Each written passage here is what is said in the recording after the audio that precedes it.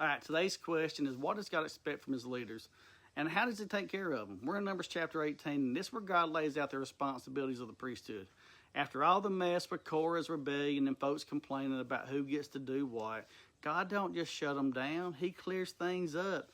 He says, let me tell you exactly what the priesthood is, what the Levites do, and how they're provided for. In verses 1 through 7, we see responsibility before privilege. So God tells Aaron straight up, you and your sons, they're going to bear the guilt connected with the sanctuary and the priesthood.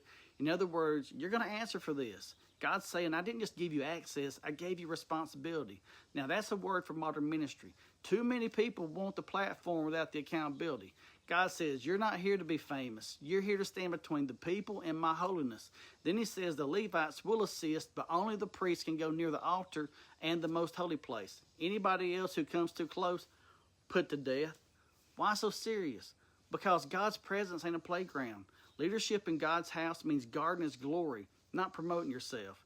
Verses 8 through 20, we see God provides for his priest. Now God shifts gears. He says, I myself have assigned you the offerings. The priests didn't get land like the other tribes.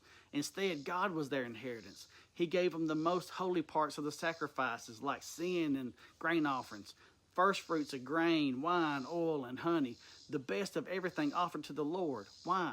Because those who labor in God's house live from God's house. That's not luxury. It's God's way of honoring those who serve. He says, you don't need a piece of land. You got me. That's heavy. To the world, land meant wealth and power. To the priest, God himself was the portion. In verses 21 through 32, we see the Levites and the tithe. God now speaks about the Levites, the tribe that serves but ain't priests. He says, I've given the Levites all the tithes in Israel as their inheritance in return for the work they do. So here's the setup. The people tithe to the Levites. The Levites tithe to the priest. The priests serve in the holiest places before the Lord. It's a whole structure based on honor, order, and holiness. Everybody has a role. Nobody's freeloading. And here's a nugget that most people skip over.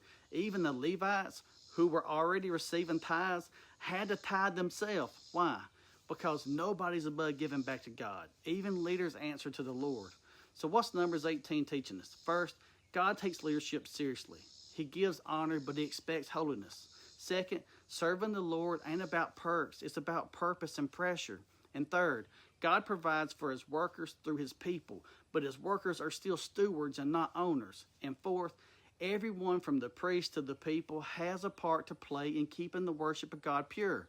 So if you're in ministry or you're supporting somebody who is, just remember, it ain't about status. It's about stewardship.